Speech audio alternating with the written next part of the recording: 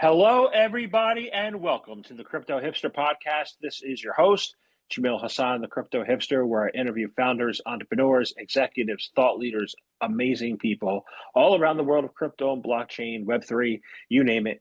And today I have another amazing guest. I have the CIO at VS1. I know a lot of acronyms. The Chief Investment Officer of VS1, Fehmi Fennia. Fahim, welcome to the show. Hello, hello. Thank you, Jamil, for hosting us. Really happy to be here. I'm excited about this conversation.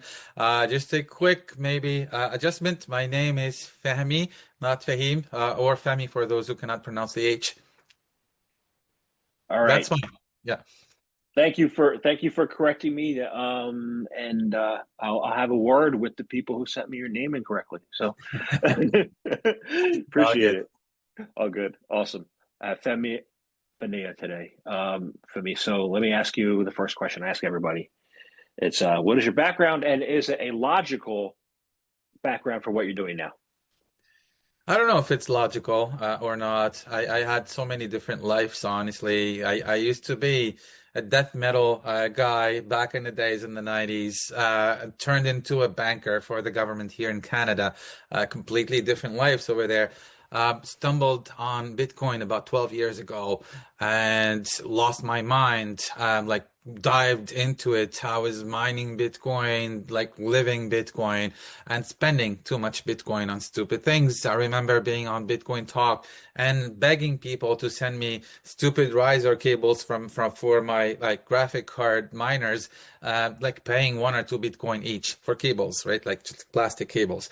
And back then we used to think about like, how can I spend my Bitcoins? Because we were making Bitcoins and like, what's the utility of something that you can only hold when you don't know how to spend it? So we were actually actively trying to find ways of spending it, which is potentially the stupidest move in my life.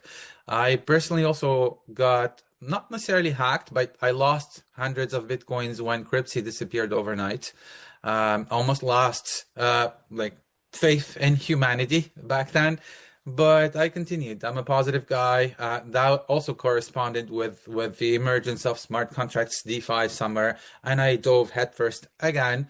I'm a positive guy. I think that you can lose all kinds of things. If you don't lose your mind, you can keep going and you can get it back. So that took me to smart contracts, to DeFi, to NFTs, to GameFi, to all kinds of like different waves. I've seen like at least 3 cycles, by the way. And today we're building VS1, which is a DeFi protocol for XRPL. I'm pretty sure we'll dive a little bit deeper on what that means, but this is kind of a few seconds on who I am and where I come from. Awesome, awesome. I could picture. I'm trying to picture you with the death with metal, long hair. I have no more hair, but yeah, like everything's either gone or white. So that's yeah. I'm white and gray. So VS1 protocol, right? I want to find out about that. What's that all about, including your vision and your role in your vision, and how do you enable institutional grade DeFi using XRPL?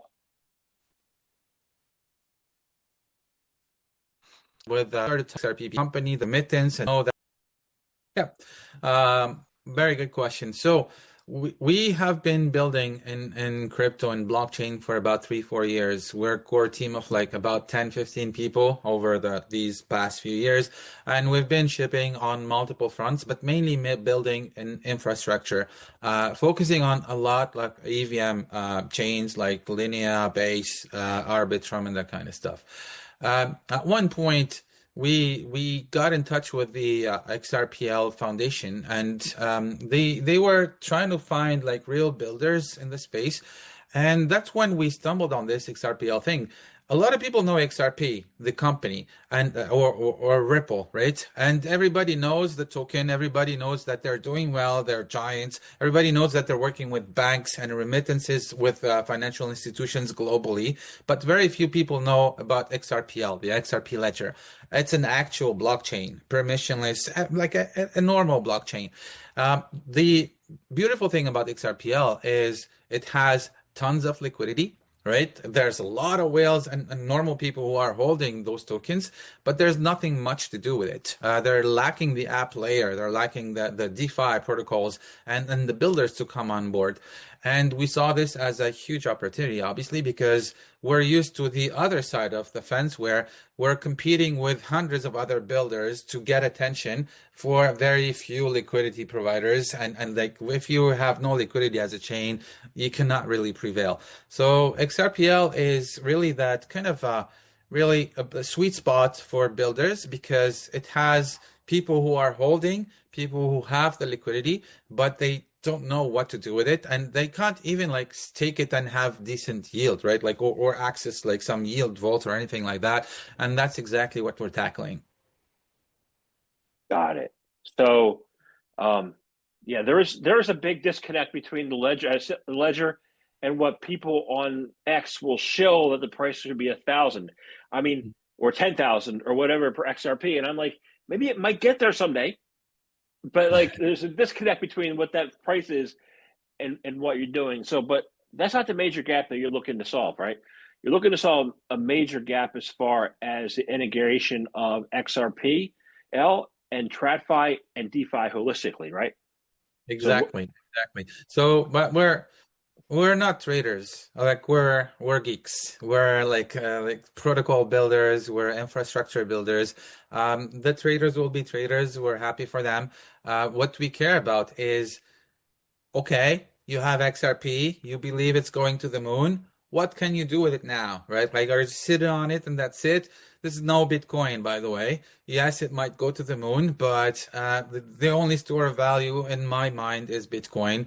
The rest should be really built for growth, for innovation, for real use cases, right? For like an exchange, not necessarily something you sit on like gold. So that's why we decided to go there. All these influencers talking about XRP and whatever are good for us because honestly, what they do bring to the table is the Web 2.5 aspect. They bring the normies, they evangelize, they talk about XRP. So a lot of people out there, not in our echo chamber, are seeing these XRP influencers or content creators are like, okay, maybe XRP is the next Bitcoin.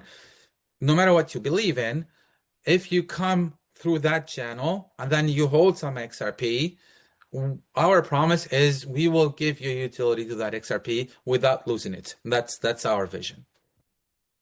got it. So that's helpful to you. Anyway, any marketing promotion is helpful. Yep, Got it. yep. So let's talk about the important thing is yield, right? Mm. What's the best way for institutions to offer yield to clients and shareholders while being regulatorily compliant? Yes. There's a few ways, but honestly, institutions care a lot about the concept of risk, right? They're not degens. They're not going to buy the latest meme coin or even the oldest meme coin. What they care about is mitigating risk while like increasing the upside. That doesn't exist in a perfect way, but there are ways of achieving that. One of the main vehicles lately in the past few months, and most like experts agree on this, is stablecoin yield. So with the Genius Act, with all these new stablecoin companies, with all this yield subsidy type of approach and stablecoin vaults, stablecoin pools, stablecoin liquidity, AMMs, and everything is talking about stablecoins. So for us, that will be kind of almost the low-hanging fruit. Because institutions care about low risk and stablecoins are low risk. We're not talking about the Terra Luna setup. We're talking about stablecoins who are backed by actual dollars and do give some real yield. And I think the minimum bar is like the 4 or 5% that you can get with T-bills, right? That's kind of almost guaranteed in the market somehow today with some decent liquidity. But I also think that there are so many protocols out there that take you to the 10%, to the 15%, to the 20%, even if it's for a short period. And what we're building is how can you benefit from those 15 and 20% on a regular basis without having to be informed and aware of every opportunity under the sun out there because it becomes overwhelming.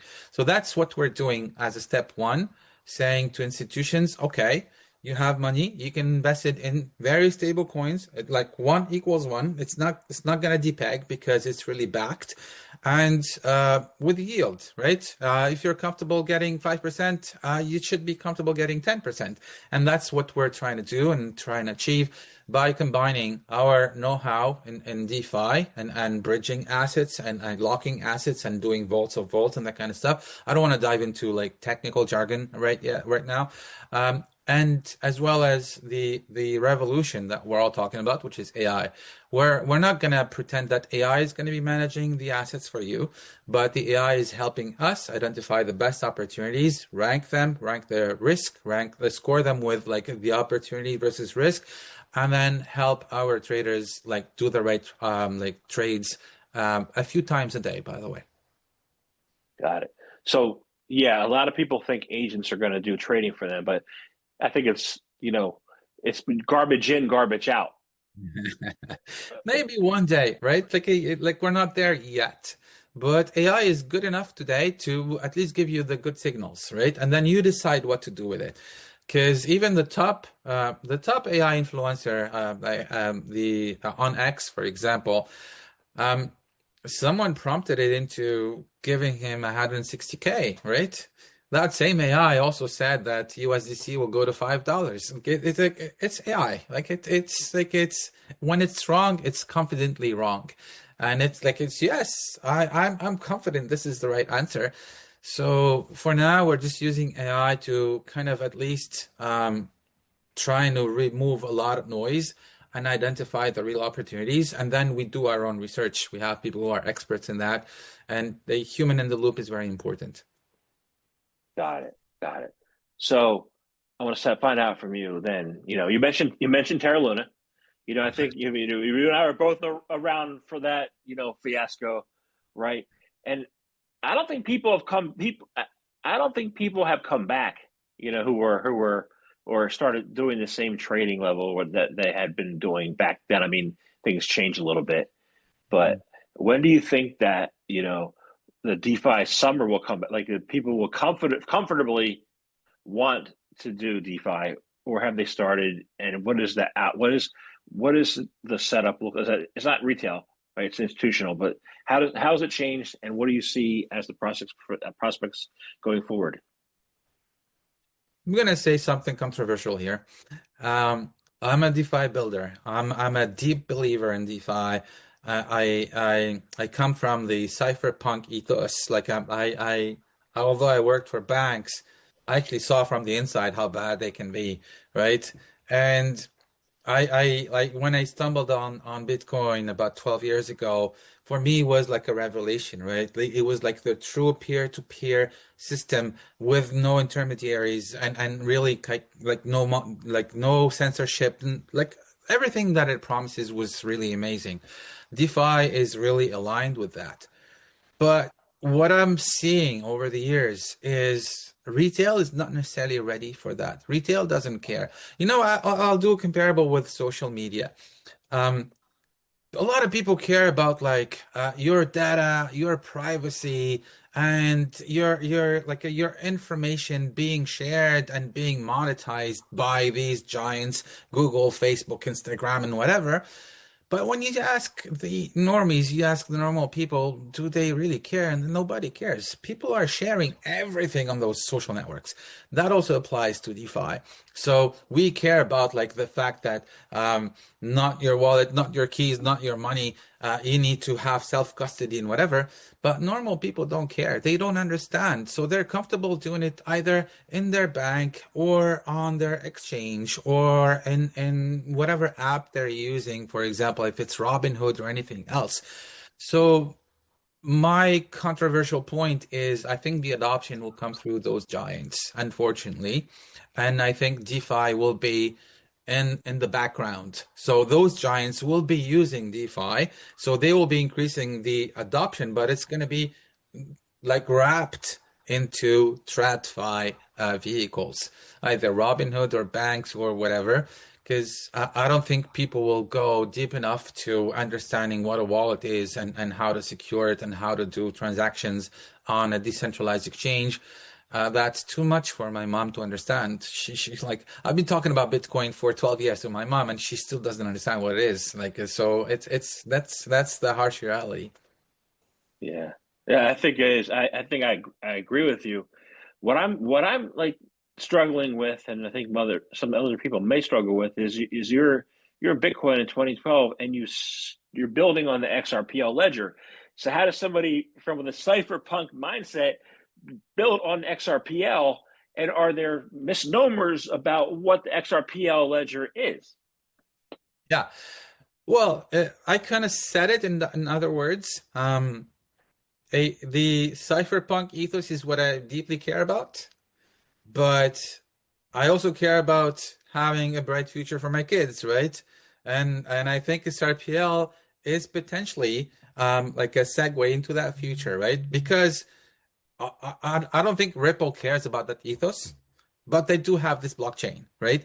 So this blockchain is decentralized, is permissionless, is censorship resistant. It's an actual blockchain similar to other EVM blockchains, even if it's not EVM, and it's super fast. It's transactions like really, almost instantaneous, super cheap, and a lot of throughput. So it has a lot to offer.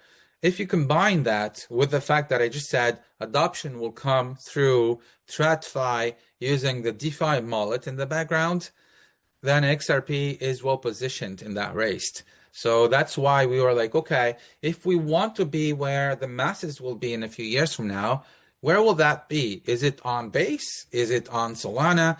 Is it on Arbitrum? Is it on Sui? Or is it on XRPL? And the answer was like XRPL has a shot. Everybody's competing for all these others who are saturated, and let's build something on XRPL. We're not closing the doors to the others, by the way. We're building everywhere, but the first step will be XRPL for now. Got it. That makes a lot of sense. Um, what also does brings up a question is about the cypherpunk movement. If is it sustainable going forward, or is the cypherpunk movement over? Cypherpunk movement will always be there. The stronger the institutions, the stronger the governments, the stronger the resistance. We're humans. So, and the thing is, like in percentages, I think it will stay stable as well. So if we think about like cypherpunk representing maybe 1% of the population, it's not going to become 10% tomorrow. It's going to stay 1%. But strong believers, people who really don't care about anything else, even people who want to be off the grid completely, or at least financially. So cypherpunk is there, and the biggest proof is the Zcash coming back on, coming back on stage. Like who would have imagined that? Like now Zcash is going to the moon, and people think it's a new coin. No, it's been there almost forever, but it's reviving. It's like the phoenix because of that ethos. Yeah, that's what I would attribute it to. I attribute it to that too, because I look at other privacy coins, and other privacy blockchains are better than Zcash. So Yeah, it's a narrative, you know? yeah, it's the OG. It's like it's been there forever, and it's supported by the real like. For example, I'm a fan of Vitalik, right? And that guy, like, if he was a grifter, he would be chilling on his yacht long time ago. But he's a strong believer, so he keeps like consistently shipping and really staying in his lane compared to other like builders and other chains, which I don't want to name anybody, by the way, but um, a lot of them are here for either fame or profit, and it doesn't fit with that ethos, by the way. Yeah, good. I haven't gotten either one of those two things, so it's good. So, I mean, I hate those. Um, so yeah. So I want to find out, when you talk about Terra Luna, I think Celsius. And I was a Celsius customer, and I think back to that 2022, and I think about people taking loans, and I used to take loans, and then loans on loans and loan, and I Let's loop again. Yeah. had more paper money than like not real, but you know. what is the current state of those DeFi loans, especially like in environments that we're seeing right now, which is, I see massive market extraction recently. You know, what is this? What is that state? How do you compare it to then? I think the market matured a little bit, right? Because when the loans are over collateralized, it reduces some of the risk. But obviously, if you're like if you're leveraging your money and going really like aggressive, then you're taking too much risk. I think what happened about 2 weeks ago or 2 weekends ago with the massive, massive blowout and a lot of people lost money and got completely wiped out, is kind of a good lesson for those who are over leveraged, and it tells them like even if you're a strong believer, a 20% can happen in one day. Like it happens almost instantly sometimes because of the recursiveness of this like ecosystem, right? There's a lot of paper hands around us. There's a lot of people who are not really long-term holders and believers, so they can get excited super fast and they can panic super fast, and that creates a lot of recursiveness. So back to the kind of being overexposed to loans, I think other than these paper hands who I see them almost like as noobs, um, the institutions are carefully doing it today. They've seen the collapse of Celsius. They've seen the FTX debacle. They've seen big issues. And honestly, if an industry recovers after the Terra Luna, the FTX, of like all these big, huge issues, it means that it's gonna stay there. It's gonna be here forever. We're not coming back. So, real smart money, yes, uses some leverage, but in a conservative way, I would say. Yeah, they have internal risk managers. You know, Yes.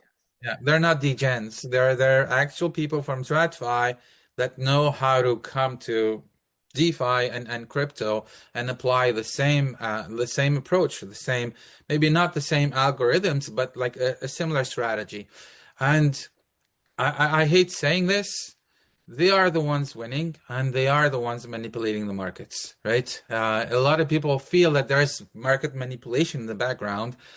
Don't try to like look very far. Like we're talking about TradFi coming with big money and obviously on a small market cap, each like you can manipulate the price the way you want to. And you have all of these degens who are just like aping and saying, "Oh, it's going up. It's going. Oh no, it's going down," and like reacting emotionally. And we know that trading and emotions don't go together. Like don't fit together very well. I see excessive dopamine in the market. Oh yeah, yeah, yeah, yeah. So, but if we're talking about structure, right? We're talking about like legitimate use cases of blockchain. We're talking DeFi, we're talking AI, we're talking language processing, we're taking machine learning. How can we combine all the good parts of the IT, to make institutional grade digital finance accessible for everybody? I think there's a lot of buzzwords, but there's like real primitives that are already working today, right? The first layer is what the institutions do have, and DeFi doesn't necessarily have, is the on-ramp and off-ramp, right? So they have the links with real life, with real banks, with real money, and they will always have that. And that will be always submitted to KYC rules and that kind of stuff. You cannot just say, like my bank is gonna sell me Zcash. Like that's not happening. Um, at least not in a private way. So if you share information, it's going to be on the ledger.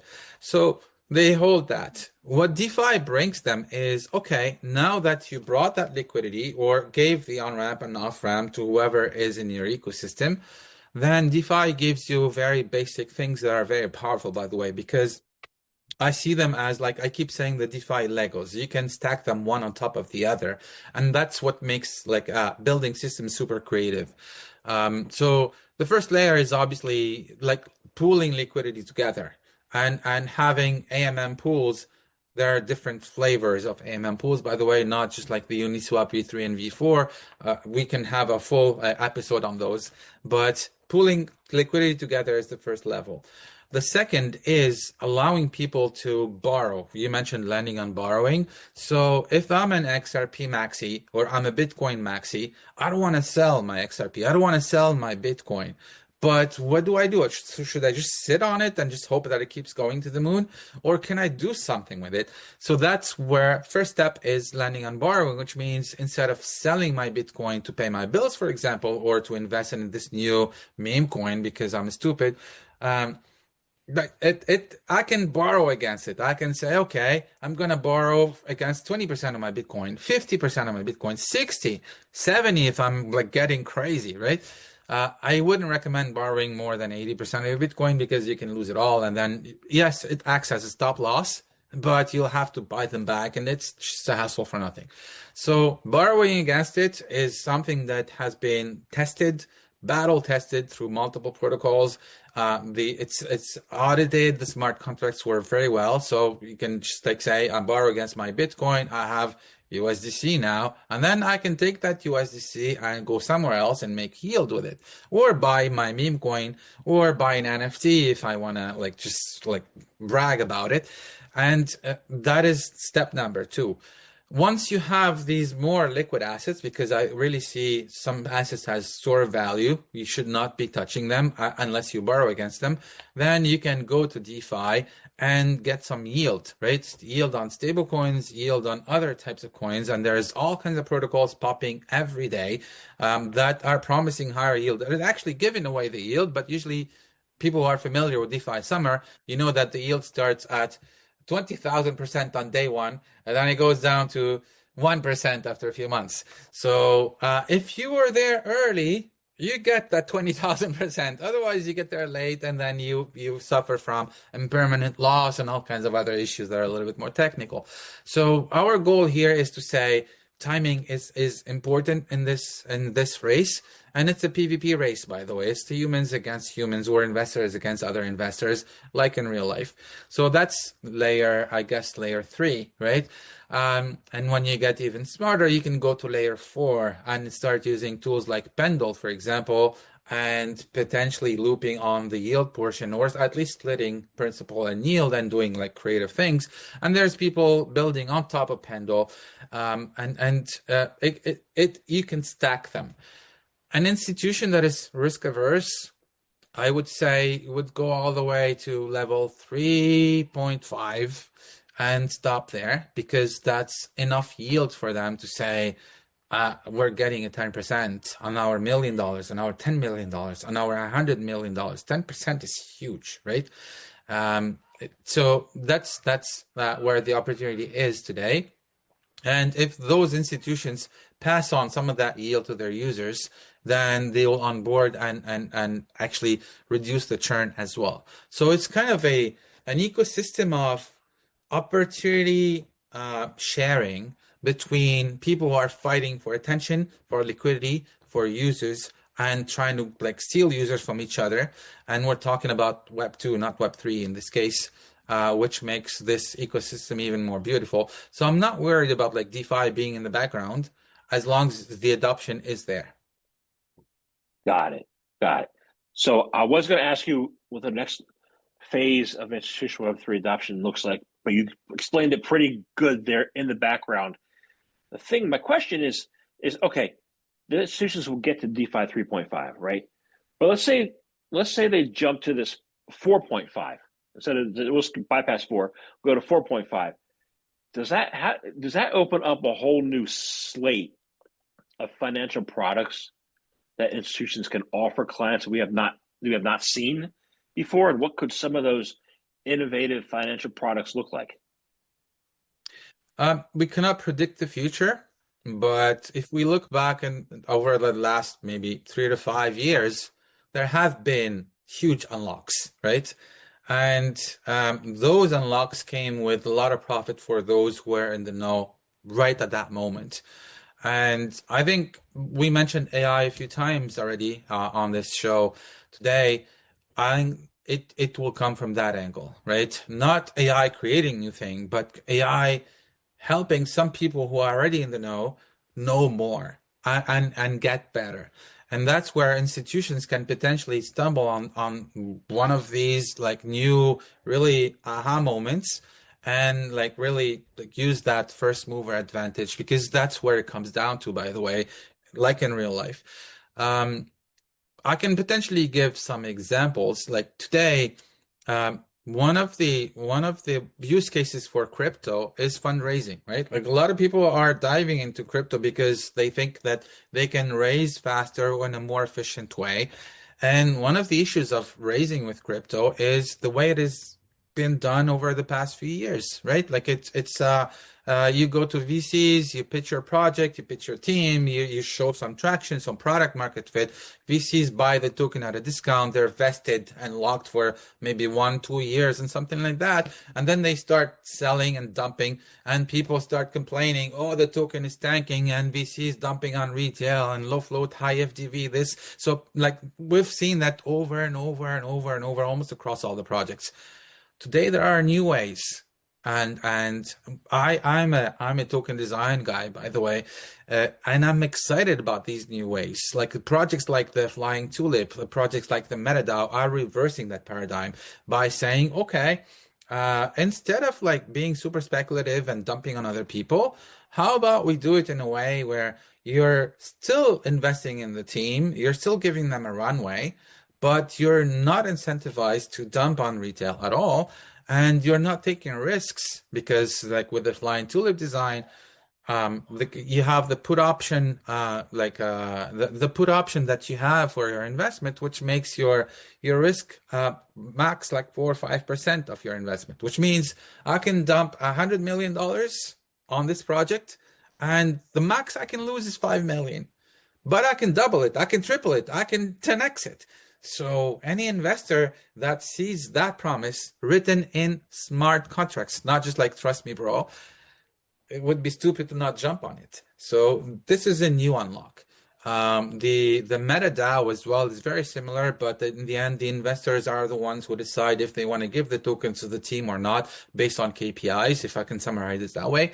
That is also a new unlock. So as humans, we're super creative, and nobody creates something out of thin air. We iterate. We see something and we're like, oh wow, that's amazing, I'm gonna add this to it, and then it becomes even more amazing. So innovation will keep bringing these new use cases, and institutions will adopt them when they see that the risk level is fit for them. Got it. That makes sense too. I like what you said a little bit earlier. You said, and I throw my money into a meme coin because I'm stupid. I like that, but I don't do that. But neither do you. But I lost many times to meme coins, and I still hold like sometimes like it lost 98% of its value. It's like there's no reason to sell anymore. Like just like keep it there. Maybe it revives, but it's a lesson, right? Like meme coins are just like it's the memetic side of them. And I hate to do this, but the king of meme coins killed all the other meme coins. I'm not gonna say his name. yeah, well, that was, yeah. I'm not going to say his name either, but it brings up a point. You said, it brings up maximalism, you know, and you said DeFi. DeFi is Legos, So I see a Lego from this chain, XRPL, and a Lego from Aave, and a Lego from Chainlink, and you put them all together, instead of, okay, Bitcoin rules them all. Like, I don't really subscribe to the one Lego. What's the message for the people, like for DeFi being Legos, assorted Legos, and why is that better than just one single Lego? I'm torn on this. So I'm not giving any financial advice to anybody, by the way. So the Bitcoin maxi theory is protectionist. So it's not about like innovation or anything. It's about, we truly believe that this is the thing, the only thing, immutable. Do not touch it, do not change it, and it's gonna go to the moon. Fine. I can agree to that. On the other side, the actual DeFi Legos is really kind of on the growth side of things and on the innovation. So the potential is much higher, but high risk, high rewards as usually, because that ecosystem is also full of scammers, full of like fake promises, or maybe people who are trying to do things and fail at it. Maybe they don't have the skill set or the context, or something's not working. The hackers are also there. Bitcoin is tough to hack, by the way. So that is kind of where you need to decide. Do you want to stay on the safe side and just sit on something that you know that it's going to keep growing over time, or kind of like navigate, right? Like navigate rough waters and be smart about it. With some help, I would recommend going to the DeFi Lego and try to kind of really build stacks over stacks and take risks, maybe mitigated risks, and maybe like come back to Bitcoin once you make some profit, right? Like you don't have to stay in DeFi forever. You can have like this hybrid approach where, okay, I'm going to take some capital, do this with it, bring some of it back to Bitcoin, and then do this again. And then you can keep going back and forth instead of only betting on one or the other. That's my personal take. You bet on both. Makes sense. That's good. Well, I enjoyed this conversation. So I want to thank you very much for your time today. I have one last question. It's an easy one. How can people find more information about you, about XRPL, about VS1? How can they do that? Well, first is vs1.finance. That's our website. Over there, you'll find our X account, our LinkedIn, all the social media information, and obviously all the information about what is VS1. So vs1.finance is the website. My personal Twitter handle is 0xff__. So you will not remember it, but you can also find me on LinkedIn. My name is Fehmi. If you search for Fehmi VS1, you will find me. DMs are always open. I'm a super friendly guy. I like having coffee conversations or discussions or heated debates, as long as we don't talk about politics. So yeah, you can find us on Twitter. You can find us on Telegram, on Discord. All of that is potentially on VS1.finance if people can just remember one thing. Awesome. Thank you very much for your time today. Thank you. Thank you for having us. It was fun.